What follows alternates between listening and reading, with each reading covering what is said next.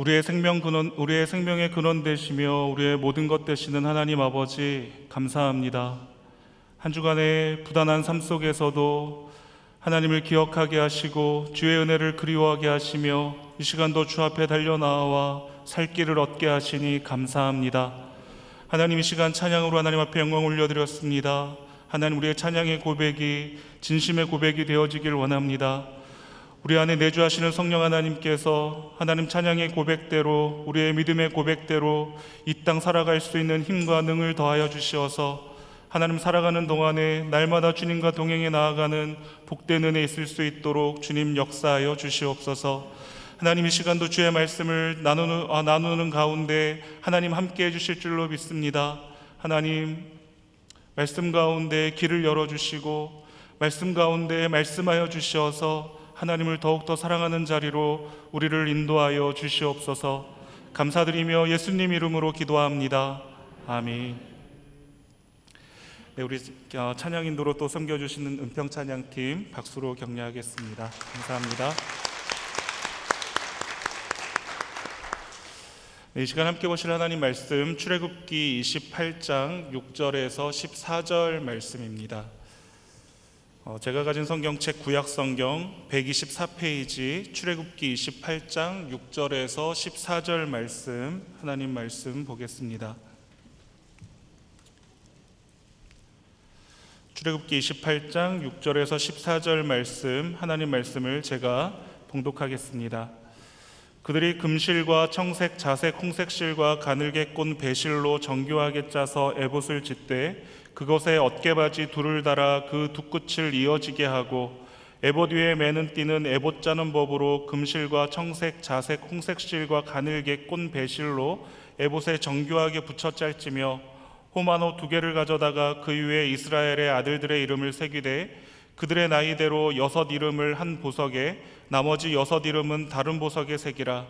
보석을 새기는 자가 도장에 새김같이 너는 이스라엘 아들들의 이름을 그 두 보석에 새겨 금태에 물리고 그 두 보석을 에봇의 두 어깨바지에 붙여 이스라엘 아들들의 기념 보석을 삼되 아론이 여호와 앞에서 그들의 이름을 그 두 어깨에 메워서 기념이 되게 할지며 너는 금으로 태를 만들고 순금으로 노끈처럼 두 사슬을 땄고 그 따은 사슬을 그 태에 달지니라. 아멘. 네, 오늘 본문은 제사장의 의복 가운데서 대제사장이 겉옷 위에 입는 에봇에 관한 규례입니다. 그렇기 때문에 결국 에봇이 상징하는 것은 우리의 대제사장 되시는 이 예수 그리스도의 사역과 그 아름다우심을 상징하는 것이다 라고 할 수가 있을 겁니다. 여러분, 에봇은 성막 제일 안쪽에 앙장을 만든 그 재료와 동일한 4가지 아름다운 색깔의 실에 금실을 더해져서 만들어졌고 제사장의 무릎에까지 내려오는 조끼 모양의 옷입니다. 이렇게 말씀을 드리면 여러분 좀 잘 이해가 안 되실 것 같아서 그림을 한번 준비했습니다. 한번 보실까요? 네,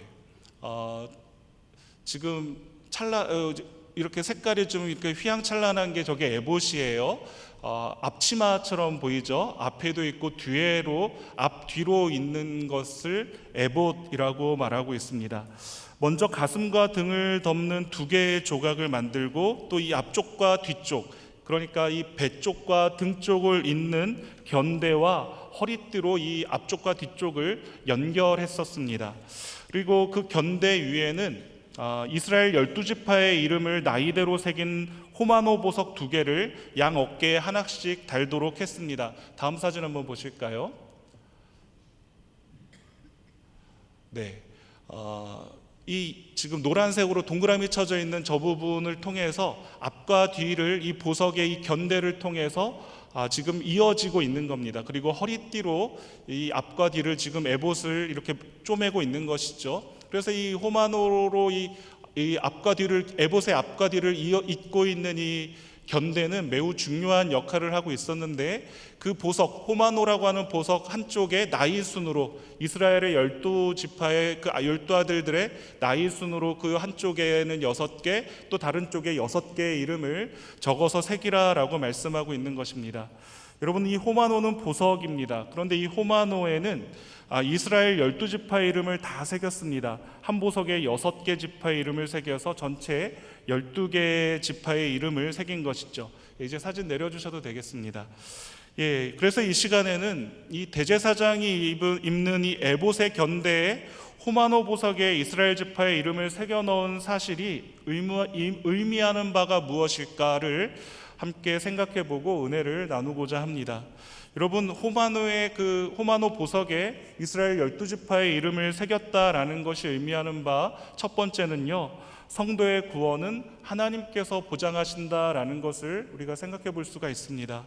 여러분, 7절에서부터 12절에 있는 말씀을 보시면 대제사장의 양 어깨에 올려질 에봇의 두 견대 위에는 이스라엘 12지파의 이름이 연령순으로 나이대로 12지파씩 새겨진 호마노 보석 2개가 붙여 있었다라고 말씀을 드렸습니다.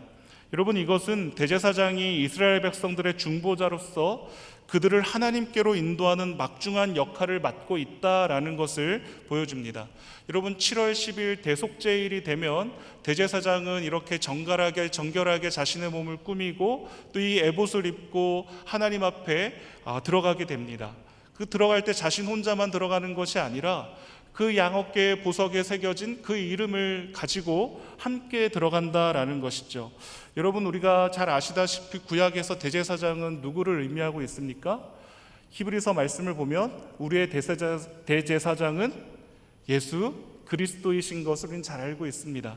그렇기 때문에 이 대제사장이 이스라엘 백성들의 중보자로서 그들을 하나님께로 인도하는 그 막중한 역할을 맡고 있었는데, 그 구약시대의 대제사장은 온 인류의 죄를 속하기 위해서 자기 몸을 희생제물로 삼아 하늘 성소에 들어가서 속죄 사역을 담당하신 대제사장이신 예수 그리스도를 예표한다라는 것을 우리가 기억해야 될 필요가 있는 것입니다. 그리고 대제사장의 양어깨에 올려질 그 두 견대 역시도 청색, 자색, 홍색 그리고 가늘게 꼰 배실에 금실이 더하여져서 만들어질 것을 보게 될 때 이 땅에 오셔서 우리를 위해 대속의 피를 흘려주신 예수 그리스도를 예표하고 있구나. 이 대제사장은 우리의 구주 되시는 예수 그리스도를 예표하고 있다라는 것을 우리가 알게 되는 것입니다. 그 에봇을 입은 대제사장을 생각하게 될 때 우리 주님의 사역이 어떠한 의미를 우리들에게 가지고 있는지, 그리고 우리 주님이 얼마나 아름다우셨을지를 우리가 그 대제사장이 입은 에봇을 통하여서 우리가 생각해 볼 수가 있게 되는 것입니다. 따라서 대제사장의 에봇 견대에 이스라엘 12지파의 이름이 새겨진 이 보석이 달린 것은 대제사장이 이스라엘 백성들을 양 어깨에 짊어지고 하나님께로 인도하는 막중한 역할을 했듯이 예수님께서도, 우리의 구주 되시는 예수님께서도 그의 어깨 위에 자신에게 속한 모든 성도들을 짊어지시고 하나님께로 인도해 주실 것을 보여주는 것입니다. 그렇기 때문에 호마노에 그 이름이 새겨졌다라는 것은 성도의 구원은 하나님께서 보장하신다라는 것을 우리가 알게 되는 것입니다. 결국 이것은 이스라엘 백성들의 생사화복이 대제사장의 어깨 위에 있었듯이 우리의 생사화복도 예수 그리스도의 어깨 위에 있다라는 것입니다. 예수님을 통해서 우리의 모든 것이 결정됩니다.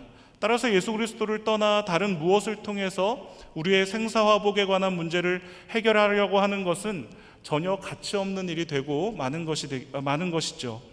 여러분, 우리는 오직 예수 그리스도의 은혜로만 살 수 있고 예수님을 의지해서만 생명의 주님이신, 또 생명의 주인이신 하나님께 나아갈 수가 있게 되는 겁니다. 우리가 예수님의 그 어깨에서 내려선다면 우리는 결코 생명의 주 하나님 앞에 나아갈 수 없고 결국에는 멸망에 이르고 만다라는 것입니다. 그러므로 우리는 우리의 모든 운명을 자신의 어깨에 짊어지고 계신 예수 그리스도를 믿고 또 의지함으로 인해서 우리 주님 안에 머물러 있어야 된다는 것이죠. 그리하면 우리는 주님의 인도를 받아 생명의 하나님께 나아가게 되고 또 그로 인해서 풍성한 생명을 얻게 될 줄로 믿습니다. 여러분, 이처럼 우리의 구원이 확실한 이유가 어디에 있습니까? 말씀드린 바와 같이 그것은 우리가 받은 이 구원이 나에게로부터 온 것이 아니기 때문에 우리가 받은 이 구원이 확실하다라는 것이죠. 우리가 받은 이 구원은 받을 자격이 없는 자에게 거저 주시는 하나님의 은혜입니다. 위로부터 주어진 구원이었다라는 것이죠. 여러분 잘 아시는 말씀입니다. 요한복음 1장 12절 13절 말씀 보시면 영접하는 자 곧 그 이름을 믿는 자들에게는 하나님의 자녀가 되는 권세를 주셨으니 이는 혈통으로나 육정으로나 사람의 뜻으로 나지 아니하고 오직 하나님께로부터 난 자들이니라 라고 말씀하고 있습니다. 여러분 우리가 예수님을 영접해서 곧 예수님을 구원자로 믿어서 하나님의 자녀가 되었는데 이것은 우리가 하나님께로부터 난 자들이기 때문에 가능하다라는 것입니다. 여러분 여기에서 우리가 하나님께로부터 났다라는 이 말은 우리가 이미 하나님께 속해 있었다라는 말이 되는 것이죠. 여러분 그리고 또 에베소서 1장 4절에서 6절 말씀 한번 보실까요? 1장 4절에서 6절 말씀을 우리 성도님들께서 한번 읽어주시겠습니다. 1장 4절에서 6절 말씀 읽어주시겠습니다. 시작.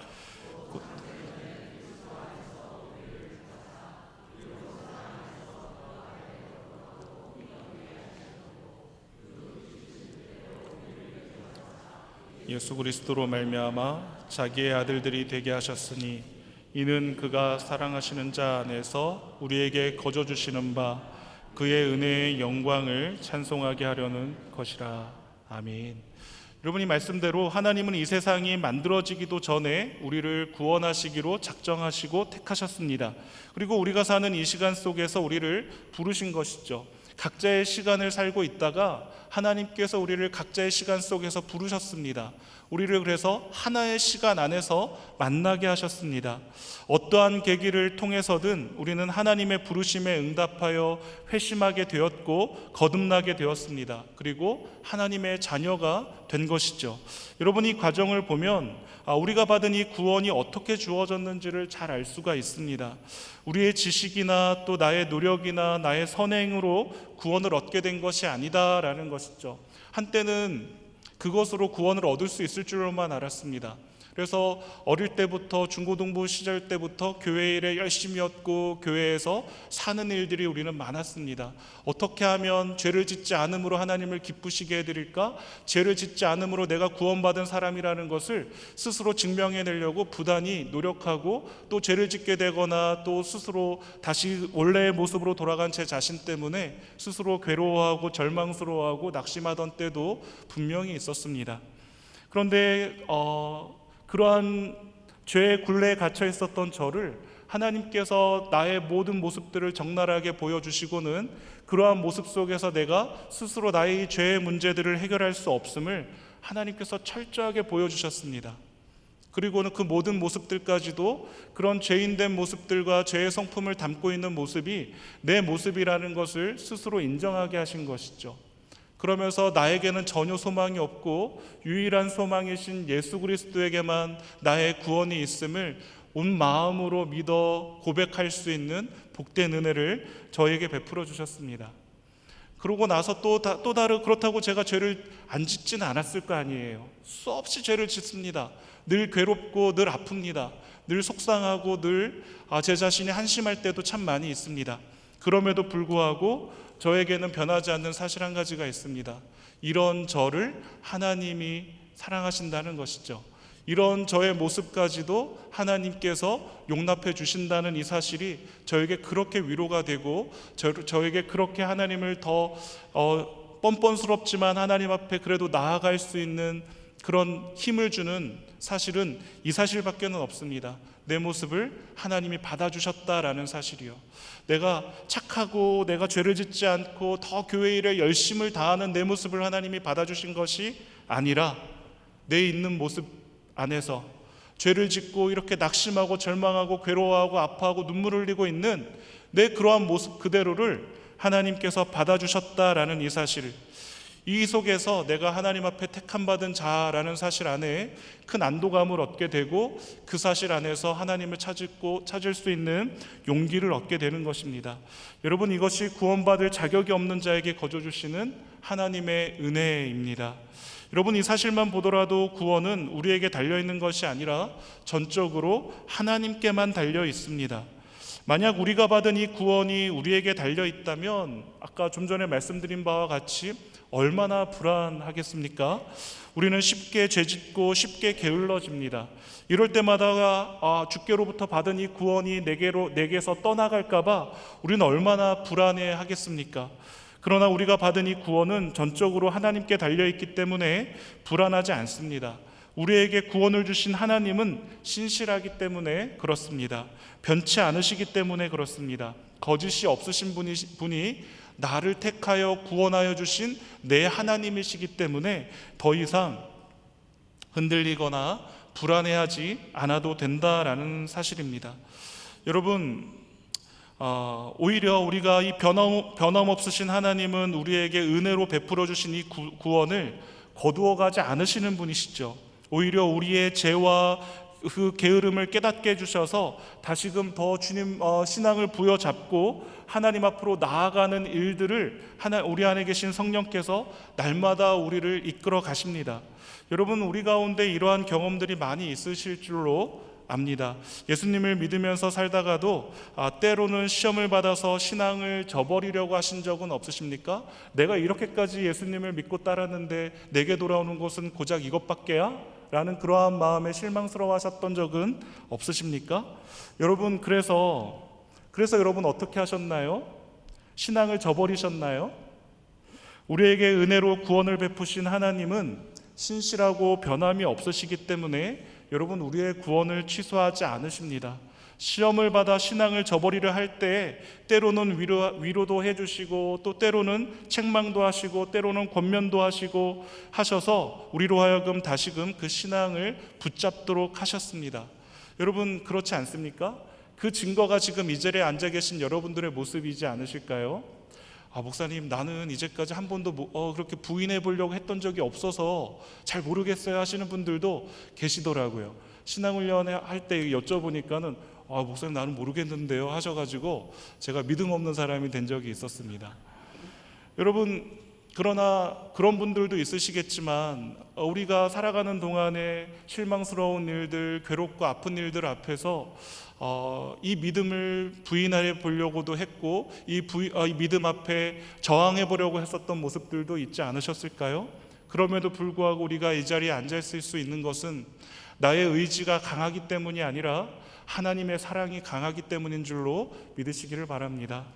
여러분, 이것이 성도의 견인입니다. 우리가 어떻든 한번 택하신 하나님의 백성들 주께서 결단코 놓지 않으시고 기억하셔서 우리를 때로는 권면하시고 위로하시고 사랑스러우신 그 음성을 들려주심으로 날마다 그리스도의 십자가 앞에 우리를 세우시고 우리의 모습을 보게 하시고 나에게는 아무런 소망이 없음을 보게 하시며 주님께만 소망을 보게 하시고 주님 앞에 설 수 있는 그 은혜를 때때로 우리들에게 허락하신다는 사실입니다.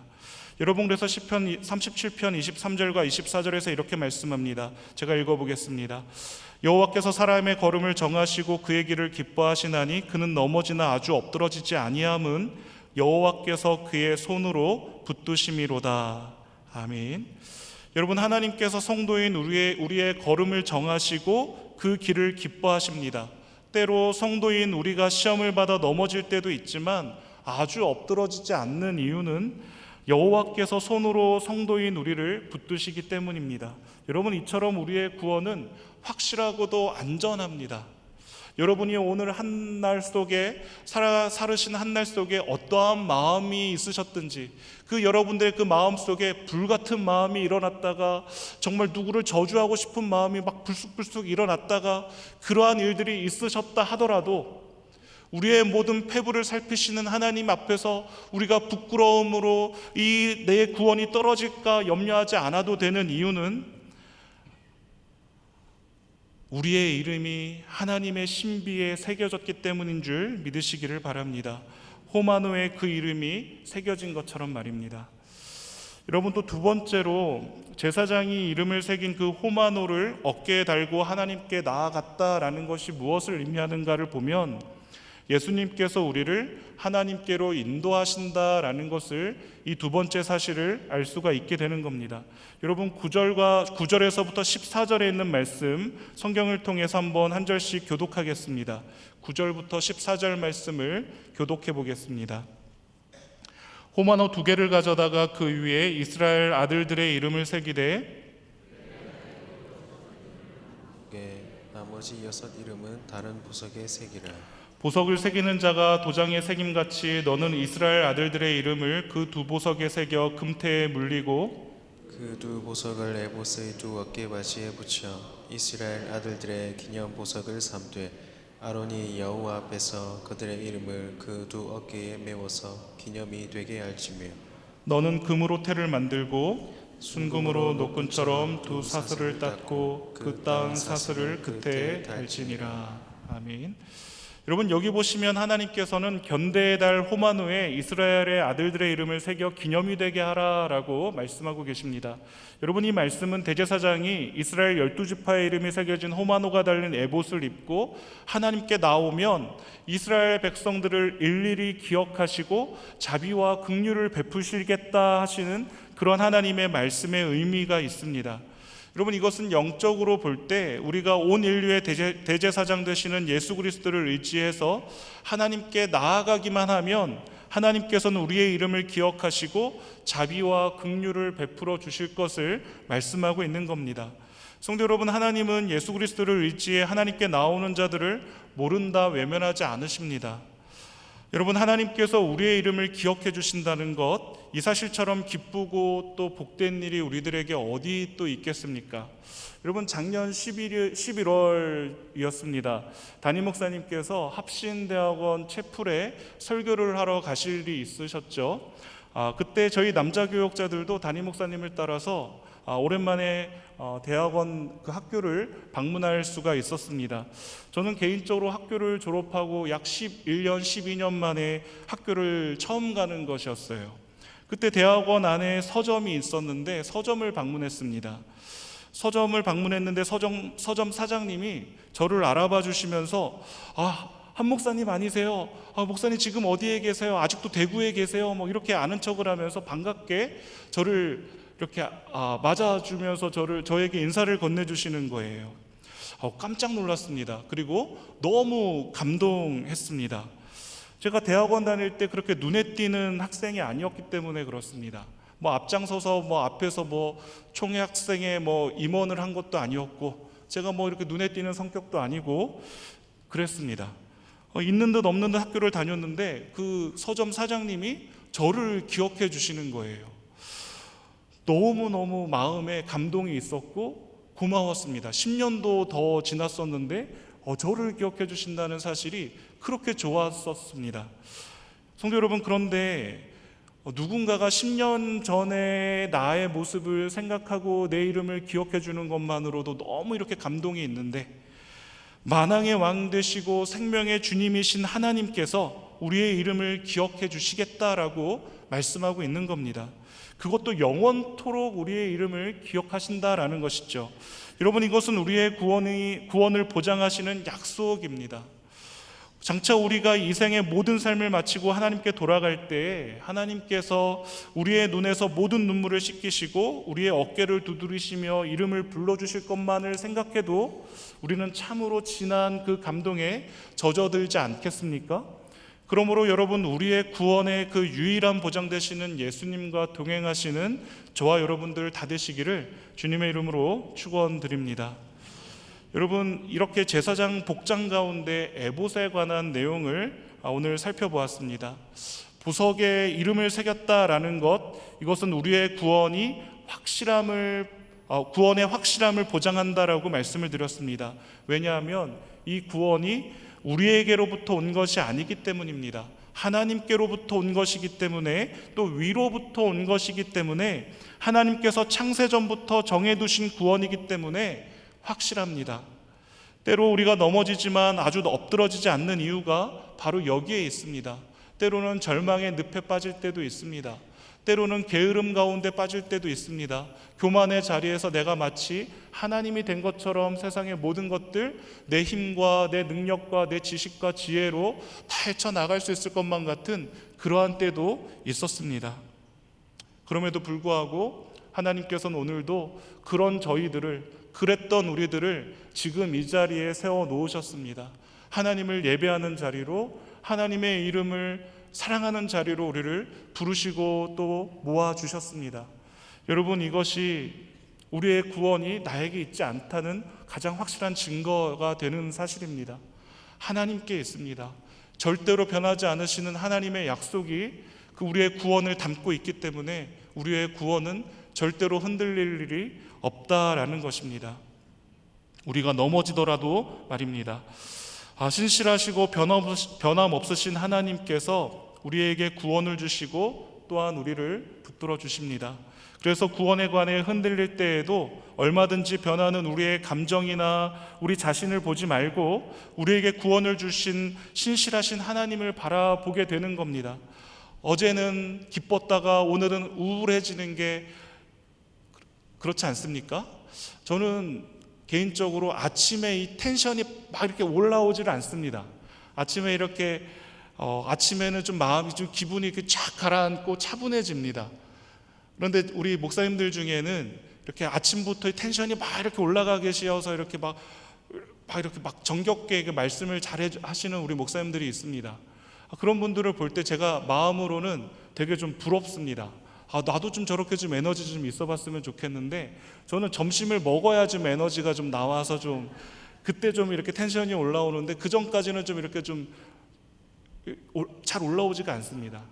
그래서 아침에 저의 모습이 다르고 점심 이후에 저의 모습이 다릅니다. 근데 그것을 제가 느낍니다. 이중인격자 같아요. 그럴 때마다 너무나도 제 스스로도 참 이런 모습이 너무 싫을 때도 있고, 또 함께하고 있는 우리 교역자들에게도 미안할 때도 있습니다. 이상하게 생각할 것 같으니까 그런 거죠. 어쨌거나 여러분, 이렇게 감정이 하루에도 몇 번씩 제 스스로도 이렇게 바뀝니다. 여러분, 우리 갱년기를 겪고 계신 우리 권사님들 어떠세요? 더 하시지 않으실까요? 때로는 무서울 때가 있습니다. 권사님들께 말 한마디 잘못했다가 눈빛이 달라지는 모습을 보면은 도망가야 된다는 생각이 들 때도 있습니다. 여러분, 그렇게 우리의 감정은 기복이 심하잖아요. 근데 우리의 감정만 기복이 심하겠습니까? 우리의 마음도 그렇습니다. 생각도 늘 바뀝니다. 아침에 생각 다르고 저녁에 생각 다릅니다. 밥 먹고 나면 다르고 자고 나면 또 생각이 달라집니다. 여러분, 우리는 이렇게 늘 바뀔 수밖에 없는 그런 연약함을 가지고 있는 자들이 저와 여러분들입니다. 그런 우리들에게 하나님께서 대제사장이신 예수님을 의지해 나갈 때 하나님께서 우리를 기억해 주시고 대제사장이 이름을 새긴 보석의 어깨에 지고 그 보석을 어깨에 지고 하나님 앞에 나아갔다는 것, 이것은 예수님께서 우리를 하나님 앞으로 인도하신다는 사실을 보여주고 있다라고 말씀을 드렸습니다. 내가 나아가는 것이 아니라 그리스도께서 우리를 하나님께로 인도하신다는 것입니다. 그렇기 때문에 내 모습이 어떻든지 우리는 상관이 없습니다. 이미 우리의 이름이 예수님의 그 양어깨에 새겨진 바 되었기 때문에 그렇습니다. 대제사장이 되시는 예수님은 우리의 죄를 대신 짊어지고 자신이 제물이 되셔서 십자가에서 피를 흘리셨습니다. 그래서 우리의 죄를 용서하셨습니다. 이렇게 우리의 죄를 용서하심으로 하나님과 원수가 되었던 우리가 하나님과 화목할 수가 있게 된 것이죠. 하나님과 화목하게 된 우리로서 더욱 하나님과 교제하는 자리에 있어야 되는 것은 마땅한 일입니다. 그러면 누가 하나님과 교제하는 자리에 있지 못하는 것입니까? 내가 하나님과 화목하게 되었다는 것을 여전히 알지 못하고 인정하지 못하는 자가 하나님과 교제할 수 없는 것입니다. 여러분은 어떠한 문제가 있든 무슨 일이 있든 어떠한 잘못이 있든 어떠한 소망이 있든 하나님께 우리는 기도하는 자리로 나아가야 되는 것입니다. 하나님께 기도하되 하나님께서 반드시 우리의 기도를 들으신다는 믿음을 가지고 기도하는 겁니다. 하나님은 하나님의 자녀된 우리의 기도를 들으십니다.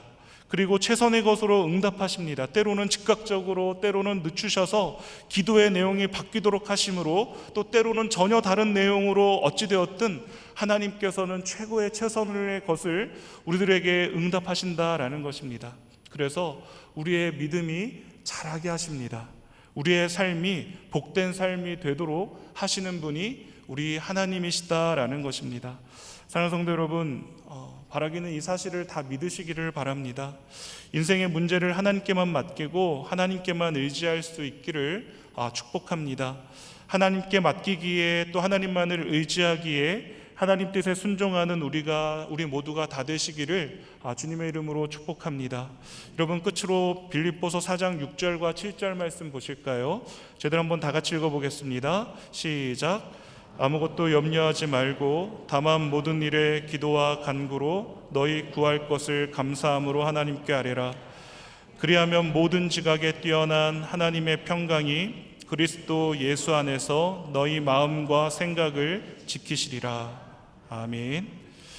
여러분, 기도할 때 우리의 삶이 또 우리의 생각이 얼마나 풍요로워지고 우리의 생각이 얼마나 확장되어지는지 풍성해지는지를 여러분 경험해 보신 줄로 압니다. 여기에 계신 많은 분들이 그 풍요로운 삶을 또한 누리고 계신다는 것 또한 너무나도 잘 알고 있습니다. 이 풍요로운 삶을 계속해서 놓치지 마시는 은혜가 있으시기를 바랍니다. 전능하신 하나님은 우리의 아버지가 되셔서 언제나 우리에게 최선의 것으로 응답해 주심을 믿으시는 저와 여러분들 다 되시기를 다시 한번 주님의 이름으로 축원드립니다. 저희들 이 믿음 가지고 다 함께 찬양하겠습니다.